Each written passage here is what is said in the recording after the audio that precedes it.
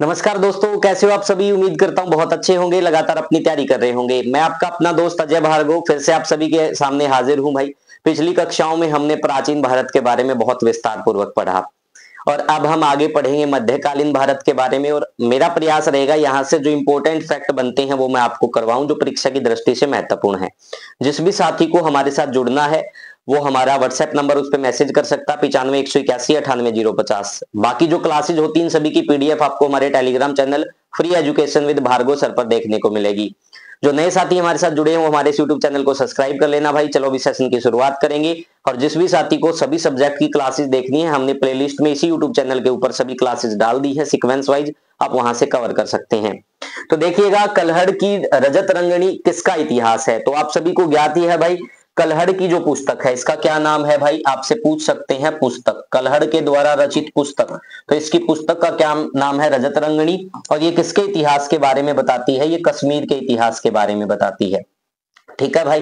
तो अब हम देखेंगे कश्मीर के राजवंशों के बारे में कि कश्मीर के ऊपर किन किन राजवंशों का अधिकार रहा है। तो चलो अभी देखते हैं जो परीक्षा की दृष्टि से महत्वपूर्ण रहने वाला है। सबसे पहले हम देखेंगे काकोट वंश भाई, इसका जो संस्थापक था दुर्लभवर्धन था।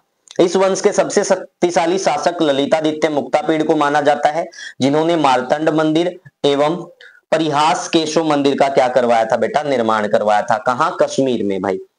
उत्पल वंश भाई, ये इसका संस्थापक था अवंती वर्मन भाई। और लोहार वंश, इसका जो संस्थापक था वो संग्राम राज था।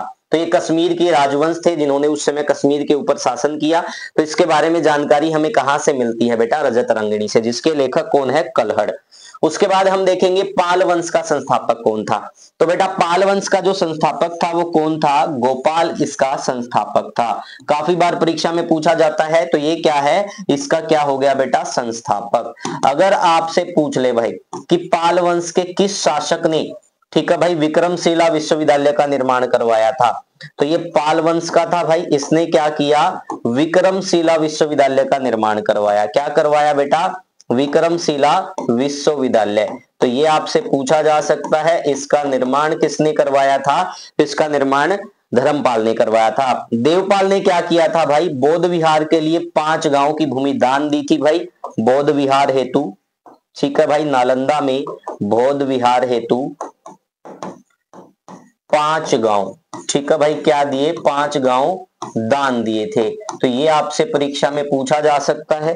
और सबसे जो लास्ट में है नन्नुक, तो नन्नुक क्या था, ये चंदेल वंश का संस्थापक माना जाता है। क्या माना जाता है बेटा, चंदेल वंश का संस्थापक।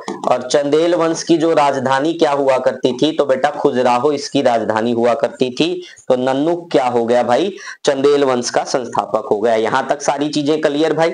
इसके बाद हम आगे बढ़ते हैं। देखो ये देवपाल के बारे में बता रखा है, ये पाल वंश का सबसे शक्तिशाली शासक था। इसने जावा के शैलेंद्र वंशीय शासक बालपुत्र देव के अनुरोध पर नालंदा में एक बौद्ध विहार बनवाने के लिए 5 गांव दान में दिए थे। उसके बाद देखेंगे वाकाटक वंश। तो बेटा वाकाटक वंश मैंने पहले भी आपको बताया था, जो इसका संस्थापक था वो कौन था भाई, विंध्य शक्ति था। तो इसका संस्थापक कौन था बेटा, विंध्य शक्ति इसका संस्थापक था भाई। आपसे पूछ ले कि संस्थापक कौन था, तो संस्थापक इसका विंध्य शक्ति था। इसी वंश का प्रवरसेन प्रथम था। इसने क्या किया था, अश्वमेध यज्ञ करवाए थे। क्या करवाए थे बेटा, अश्वमेध यज्ञ। ये आपसे पूछ सकते हैं। तो बहुत सारे विद्वानों का मानना है कि इन्होंने 2 अश्वमेध यज्ञ करवाए और बहुत सारों का मानना है कि इन्होंने 4 अश्वमेध यज्ञ करवाए थे। तोरमोन क्या था भाई, तोरमोन को हुनु वंश का वास्तविक संस्थापक माना जाता है। ठीक है भाई, हुनु वंश का वास्तविक संस्थापक। तो ये आपसे पूछ सकते हैं भाई, हुण वंश का वास्तविक संस्थापक कौन था, तो तोरमान। इसके बाद हम देखेंगे भारत पर पहला अरब आक्रमण किसने किया। जैसे ही हम मध्यकालीन भारत की तरफ अग्रसर होते हैं तो हमें भारत के ऊपर पहला अरब आक्रमण देखने को मिलता है। तो भारत के ऊपर जो पहला अरब आक्रमण था वो किसके द्वारा किया गया बेटा, मोहम्मद बिन कासिम के द्वारा। किसके द्वारा किया गया बेटा, मोहम्मद बिन कासिम। ठीक है भाई, ये आपसे परीक्षा में पूछा जा सकता है। इसी आक्रमण को क्या माना जाता है, प्रथम सफल मुस्लिम आक्रमण भी माना जाता है। तो राइट आंसर क्या हो गया हमारा, ए हो गया भाई। ये क्या करता है, मोहम्मद बिन कासिम 1712 ईस्वी में क्या करता है भाई, अटैक करता है सिंध प्रांत पर। कहां अटैक करता है? सिंध प्रांत पर। और सिंध प्रांत का उस समय जो शासक हुआ करता था वो दाहिर हुआ करता था। तो ये दाहिर को क्या कर देता है? हरा देता है। तो दाहिर की क्या हो जाती है? इसमें पराजय हो जाती है। तो इसको क्या माना जाता है? भारत पर पहला सफल अरब आक्रमण भी कह सकते हैं भाई। तो वो किसने किया? मोहम्मद बिन कासिम ने। अगर बात आती है भारत पर पहला तुर्क आक्रमण, तो वो किसने किया भाई? भारत पर पहला तुर्क आक्रमण। तो बेटा भारत पर पहला तुर्क जो आक्रमण किया था वो किसने किया था? वो सुबक्तगीन ने किया था। जो ये सुबक्तगीन था भाई, ये यामिनी वंश का राजा हुआ करता था, या फिर हम कह सकते हैं गजनवी वंश का भाई, यामिनी या फिर गजनवी। वैसे यामिनी या गजनवी वंश की जो स्थापना है वो किसने की थी? अलप्तगीन ने की थी। अलप्तगीन के बाद सुबक्तगीन क्या हुआ? राजा हुआ या उत्तराधिकारी हुआ। इस सुबक्तगीन ने क्या किया? भारत पर पहला तुर्क आक्रमण किया था। आपसे पूछ सकते हैं भारत पर पहला तुर्क आक्रमण किसने किया? सुबक्तगीन ने किया था। यहां तक सारी चीजें क्लियर? एक एक बात मैं आप लोगों को समझा रहा हूं, परीक्षा की दृष्टि से सारी चीजें महत्वपूर्ण है। तो भारत पर पहला तुर्क आक्रमण किसका हुआ भाई? यामिनी सुबक्तगीन का। ठीक है भाई। इसके बाद हम देखेंगे आगे मोहम्मद गोरी। मोहम्मद गोरी को क्या माना जाता है? भारत के अंदर मुस्लिम वंश का वास्तविक संस्थापक मोहम्मद गोरी को हम मानते हैं। चीजें क्लियर भाई? एक एक बात आपको समझा दी गई है। आई थिंक यहां तक सारी बातें बिल्कुल क्लियर है, कोई दिक्कत? इसमें भी क्या बताया जाता है कि सुबक्तगीन क्या करता है? जयपाल नामक शासक को हराता है, और ये प्रथम क्या माना जाता है? सफल आक्रमण। उसके बाद भारत पर पहला मुस्लिम आक्रमणकारी कौन था? तो ये मैंने अभी आपको बताया था, मोहम्मद बिन कासिम को क्या माना जाता है? प्रथम मुस्लिम आक्रमणकारी माना जाता है। उसके बाद किताब उल हिंद पुस्तक किसके द्वारा लिखी गई? तो बेटा किताब उल हिंद पुस्तक लिखी गई अल बरूनी के द्वारा। अल बरूनी क्या था भाई? ये एक लेखक था भाई। किसके शासनकाल में आया? तो ये आया था तहकीके हिंद। एक बार आप नोट कर लीजिए, तहकीके हिंद। किताब उल हिंद आपसे पूछा जाए या फिर आपसे पूछा जाए तहकीके हिंद भाई, इन दोनों का जो लेखक है वो कौन है? वो है अल बरूनी भाई। क्योंकि बहुत सारे इतिहासकारों को इस पुस्तक को लेकर अलग अलग नाम से इसका विवरण हमें देखने को मिलता है। तो ये अल बरूनी इसका क्या था? लेखक था। ये किस भाषा में लिखी गई थी? अरबी भाषा में। ये भी काफी बार परीक्षा में पूछी जा सकती है। तो किस भाषा में थी? ये अरबी भाषा के अंदर थी बेटा। किस भाषा में थी? अरबी भाषा में। जो ये अल बरूनी है ये किसके शासनकाल में आया था? तो बेटा ये महमूद गजनवी के शासनकाल में आया था। किसके शासनकाल में आया? महमूद गजनवी। ठीक है भाई।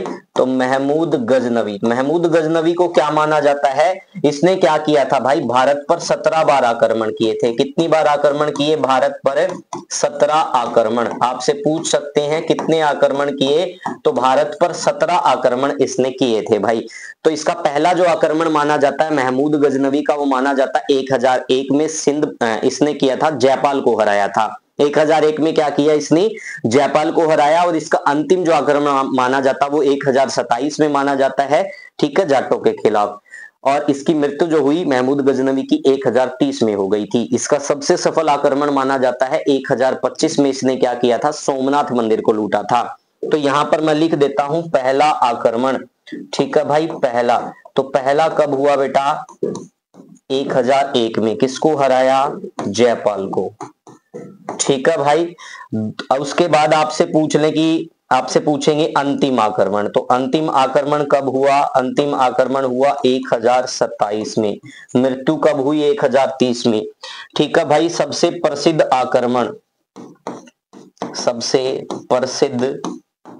आक्रमण, तो सबसे प्रसिद्ध आक्रमण कौन सा था? सोमनाथ वाला भाई।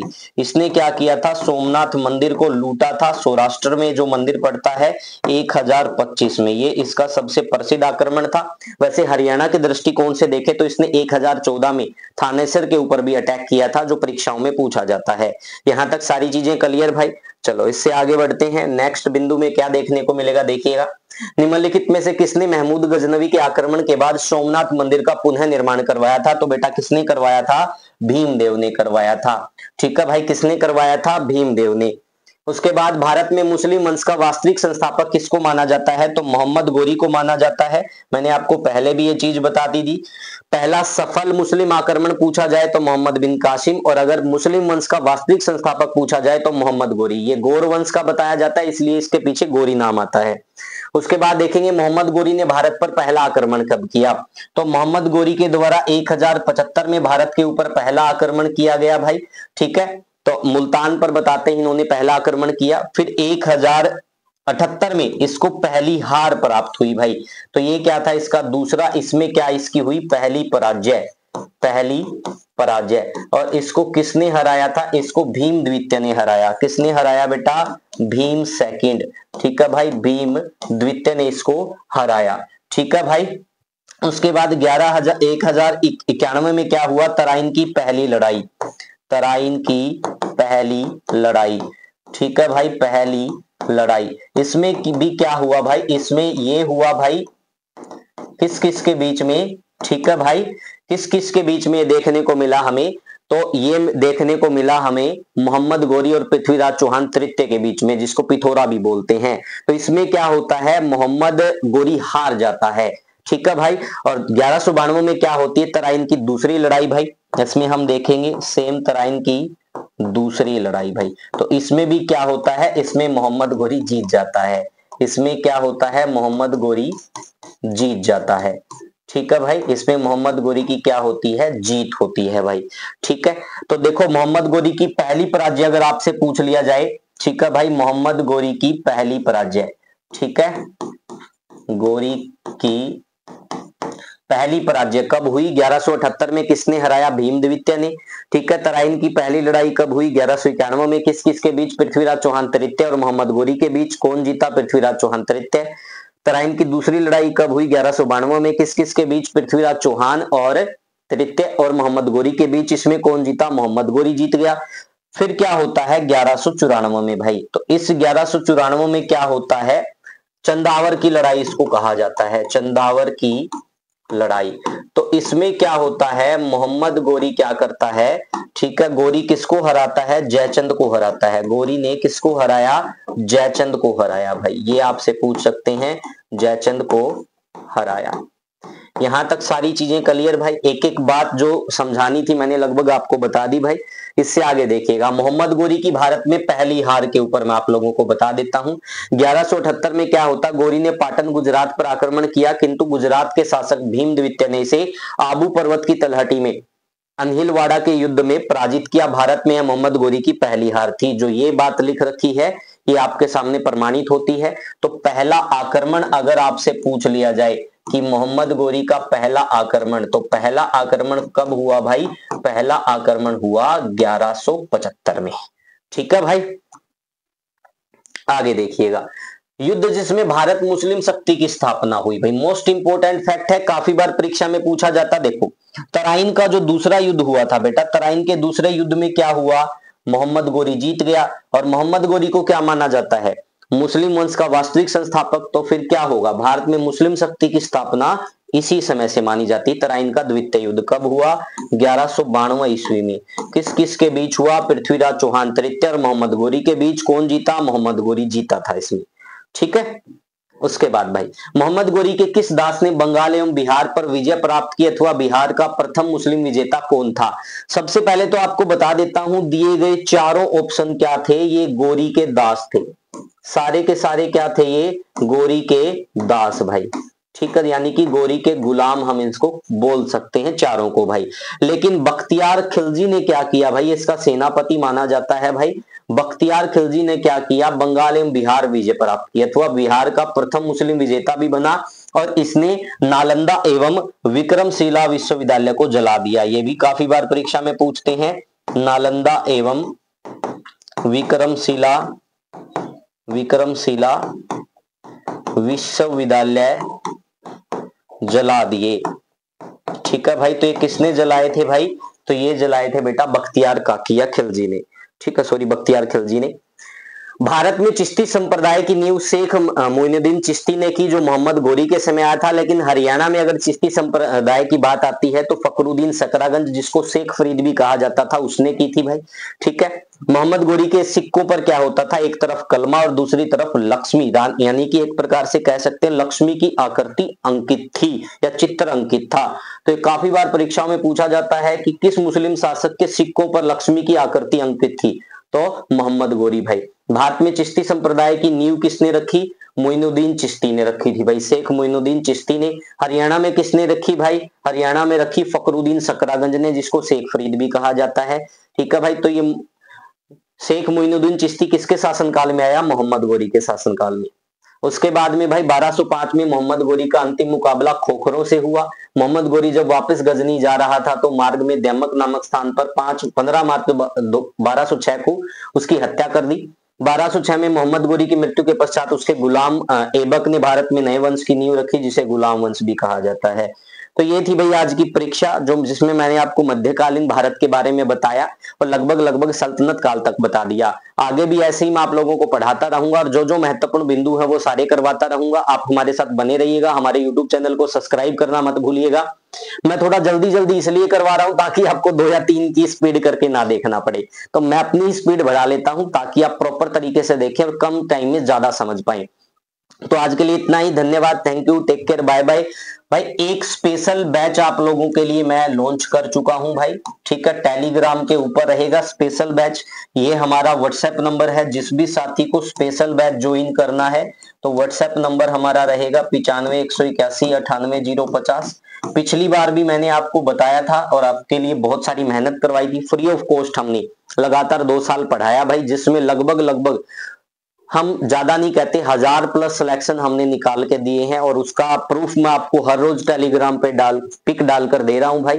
और टेलीग्राम पे आप देख सकते हो हमारे Telegram free education with Bhargav sir पर जब से रिजल्ट आया है तब से लेकर अब तक लगभग 100 स्टूडेंट की मैं फोटो डाल चुका हूं जिनका सिलेक्शन हो चुका है। डेली ऐसा ही चलता रहेगा, लगभग 1 साल तक ये ऐसे ही हर रोज कोई ना कोई फोटो डालता रहूंगा, क्योंकि बहुत सारे विद्यार्थियों का सिलेक्शन हुआ है। तो हमारे साथ बने रहिएगा, मेहनत करिएगा। देखो सिलेक्शन में किसी टीचर का रोल बहुत कम होता है, हमेशा स्टूडेंट का रोल ज्यादा होता है। तो मेहनत आपकी काम आएगी, आपको मेहनत करनी पड़ेगी। हम सिर्फ रास्ता दिखा सकते हैं और कंटेंट दे सकते हैं। अब देखो पढ़ाया तो सभी को जाता, आप में से हजारों बच्चों को पढ़ाया जाएगा, लेकिन कामयाब तो उसमें से 150 ही होंगे, या फिर 200 होंगे, 300 होंगे, 400 होंगे। जो रह गए भाई, इसका मतलब क्या है, पढ़ाया तो उनको भी गया था कंटेंट, कि उन्होंने पढ़ा नहीं। तो इसका मतलब पूरा का पूरा जो रोल है वो आपके पढ़ने पर निर्भर करता है। हम क्या पढ़ाते हैं उससे ज्यादा मायने रखता कि आपने पढ़ा क्या है। तो बहुत सारे विद्यार्थी भाई इस वहम में रहते कम पढ़कर सिलेक्शन लिया जा सकता है, तो इस वहम को दूर कीजिएगा, लगातार पढ़िएगा, मेहनत कीजिएगा और हमारे साथ जुड़े रहिएगा। आज के लिए इतना ही, thank you, take care, bye bye, मिलते हैं अगली कक्षा में, धन्यवाद।